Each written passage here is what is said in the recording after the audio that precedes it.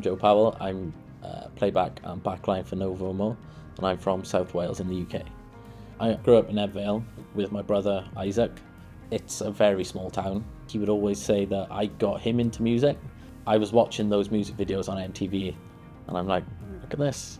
And he's like, this is getting it. But he's always been like very naturally gifted. He picks something up and straight away he can play it, basically. He has been Novo Amor's front house from the start. I was working in an office, and it was very clear that like working in an office just wasn't for me at all. My brother, who's Novo's front house, he would just call me and we just chat. And then he was just saying, I just can't wait to get back touring. And I said, I wish I could tour. And then he said, we'll get you touring. He proposed like we should really get a playback tech in. They didn't really know who to call or wherever. They just need someone who's sort of dependable, knows or can learn the stuff. And that's where I just started Googling everything. I come across Will Doggett's From Studio to Stage. Kind of like took the information that I needed from that and applied it, and we figured out how to do it, basically.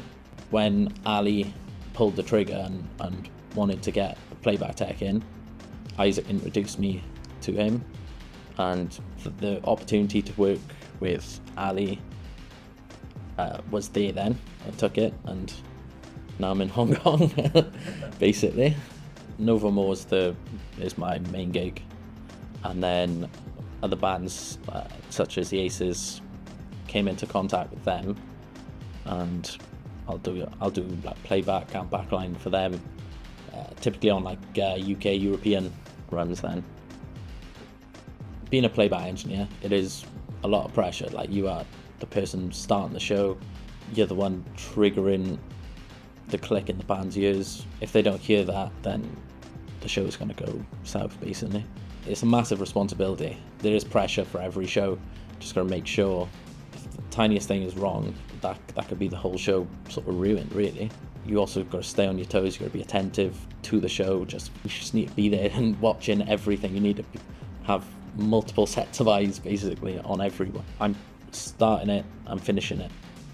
I need to be really prepared. One thing I'll make sure that I have is just redundancies for everything. Like, I've got 2 laptops on stage. I have a third one ready to go if something goes south. Everything is backed up. Just knowing that I have all those redundancies in place, it makes things so much easier. We're using the Play Audio 1U. It's really nice. The old playback system was the Play Audio 12, and that was in a 2U like custom rack, and that wouldn't fit. Luckily, the new one came out just in time for this tour, otherwise we'd have more luggage, basically. We've only had the Oak board from the start. I've done other gigs where we've had this flimsy little controller, and not having like something solid. Like, I was like hitting buttons, nothing was happening, and I think like just for that, we're doing a disservice to the artist, to the show.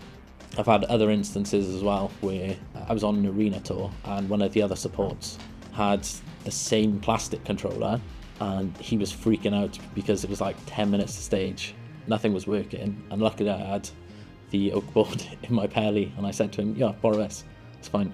He used that, done the show, and then bought one like a week after. This is built like a tank.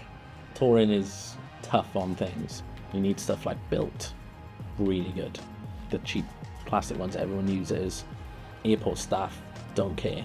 Like, they'll just throw your stuff, and when that breaks, like, how's the show gonna start? Having one of these.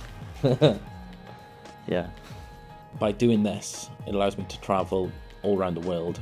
Every single day is completely different. I love it. I just want to keep doing this until I'm old, basically.